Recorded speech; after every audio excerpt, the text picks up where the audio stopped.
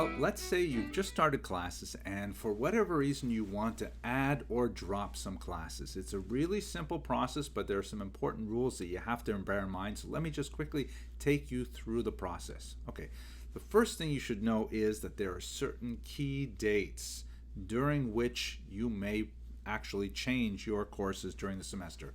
There are approximately 2 weeks at the beginning of the fall and the spring semesters, and a much shorter period during the highly compressed summer semesters.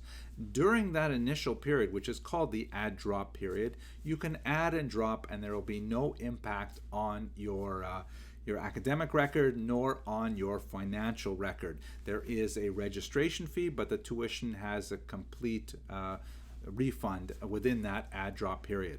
If you want to drop a class after the add drop period, you may, up until the date which is called the last date to drop without academic penalty, which is approximately halfway through the fall and spring semester, and again much earlier in the summer semester, and you will have a financial penalty, although not an academic one. What that means is that you will be on the scale of tuition refunds, which drops from 100% refund during the add drop period to like 50%, and it goes really fast. So if you think you want to drop a class, the earlier you do it, the better. Once you hit that date, that is last date to drop without academic penalty, it's now too late, and you should stick with that class. Otherwise, you will get an F, and that is a serious academic penalty. Note, by the way, that after the add drop period, you will receive a W on your transcript. People have a crazy idea about W's, that they're somehow a bad thing, but they're not at all a bad thing.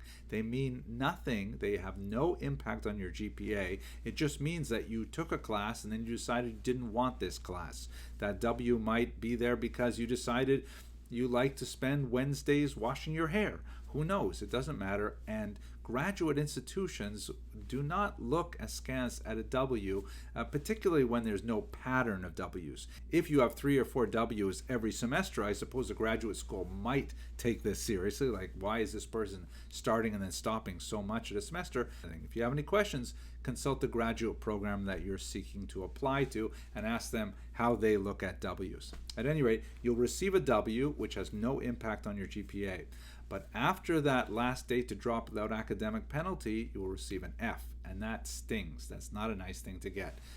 There are some extenuating circumstances where a student might be allowed to drop even after that date, but that would be like, really terrible things happening, like God forbid illnesses or family crises or things like that. And for those, you should reach out to me directly, and we'll see what we can do about it. Okay, now how do you do it? So it's really simple. You just go to your Canvas orientation site and you look, just scroll down until you see those useful forms, and you'll see a link. There's a link to a form that you fill out online. You sign it electronically and then click submit, and then you just wait.